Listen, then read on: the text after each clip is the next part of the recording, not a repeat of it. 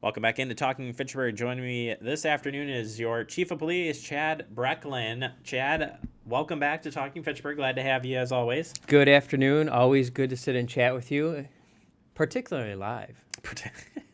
What are you saying, that we never do these live?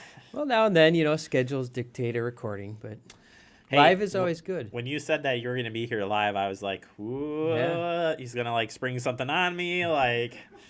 We just told your car. We're not pretty good with surprises in the police department, so I'm not going to spring any of those. Okay, Yeah. Fine. That's We like okay. known things. I'm okay The more with that. information, the better. Hey, and that's why we have you here, is we want to find out what's been Sure. going on at the department. And right away, we'll turn to the car thefts. It continues, and you guys continue to work cases here on it. If you could just it's a complicated problem. Very complicated. But if you could kind of just summarize in the last month here what's been going on from the department standpoint. The simplest way to state it is that cars are still being stolen. Crime prevention is going to be the most critical component of this problem-solving effort. We cannot stress enough, folks should not leave their cars running to warm them up in the morning. In fact, I was just reading an email sent out today. An officer has been working with an apartment complex in Fitchburg about this issue. We have had seen an uptick in cars taken from this particular complex. And they said they went through that parking lot one morning recently at about 7:30 and counted no less than 10 cars that were sitting in the parking lot running.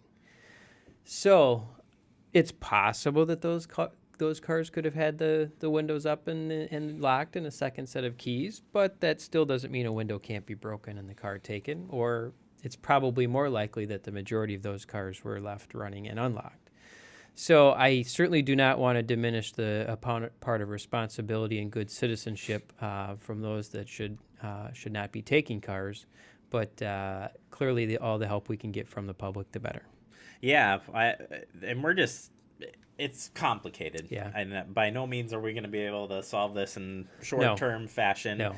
And I know that it's a community Right. of not just our community, but it's surrounding communities of, well, you're all trying to work together Right. for the right solution. And I like the education component here is so critical. It is, and you're right. It's so complex that we could spend an entire show talking about, in general terms alone, just the complexities of it. But we've been working with law enforcement partners, criminal justice partners on both the adult and juvenile side. All this is predominantly a juvenile problem.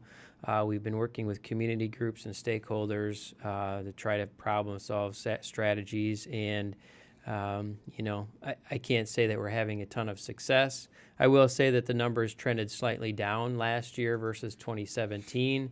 But again, the problem is still there. We went from roughly 20 to 25 stolen cars in 2016, and we still had probably 55 to 60 in 2018 after a spike pushing 65 to 70 in 2017. So progress in a downward trend is always good, but this is not a situation that it seems to be going away anytime quickly.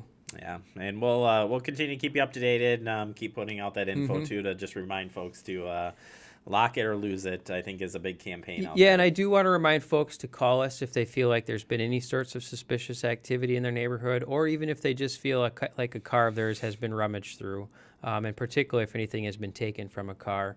It is helpful information for us to have, so we kind of can determine if there's any patterns or those sorts of things, and just sheer information can be helpful. Absolutely. All right, we'll turn our attention now to the weather. It's been nothing but excitement here as snowfall goes. First, a question that I didn't pre-ask you about, but I am just going to put you right on the spot here, is we've seen a lot of squads get hit from different municipalities. Yeah. We're one of them that actually had a squad hit here. Is it the lack of crazy storms? Is it we have more distracted driving? I mean, why? So there's obviously going to be a variety of contributing factors, and we have had the unfortunate experience of having a couple of cars hit. neither of which appeared to be weather related in the last few months. But one was a case where an officer was parked with lights activated, helping a disabled vehicle when he was rear-ended by a drunk driver. Another case, an officer was heading to an emergency call with emergency lights and siren going through an intersection, had slowed down to an appropriate speed, and ultimately a vehicle broadsided the squad car. So, people have to be aware of what the roadway and weather conditions are, regardless if the pavement is dry. I mean, there are so many factors that could need your attention at any given moment, whether it's a vehicle that's veered into your lane, a pedestrian that's walked into the street, a bicyclist coming up, an emergency vehicle coming from behind you, in front of you, from one of the sides. You just have to be paying attention in this day and age, and there are too many distractions available for us. First and foremost is our cell phones, and then you start looking at the electronic components of a car, and I understand it's easy to get distracted. And then when you factor in weather, it just really throws a whole nother dynamic into the situation. By and large, most people drive appropriately for the weather. But obviously, there are going to be some or more that are not typically going to drive appropriate for the road conditions based on weather. And part of why to bring that up is you actually the officers are using their car not only as a barrier for themselves, but also trying to alert you that there is a situation going on. And during these snowstorms or something, you guys might be out of the vehicle, whether it's a traffic stop or you're out with a car crash, but people are out there. Right. You just got to slow down and be safe when you guys are. Yeah, there obviously are move over laws in Wisconsin, which requires folks to move over and provide a clear lane of travel in between a parked emergency vehicle or even a highway maintenance vehicle. Those are in multi-lane highways, and if you can't move over in either a single-lane roadway or a multi-lane roadway, you are required to slow down.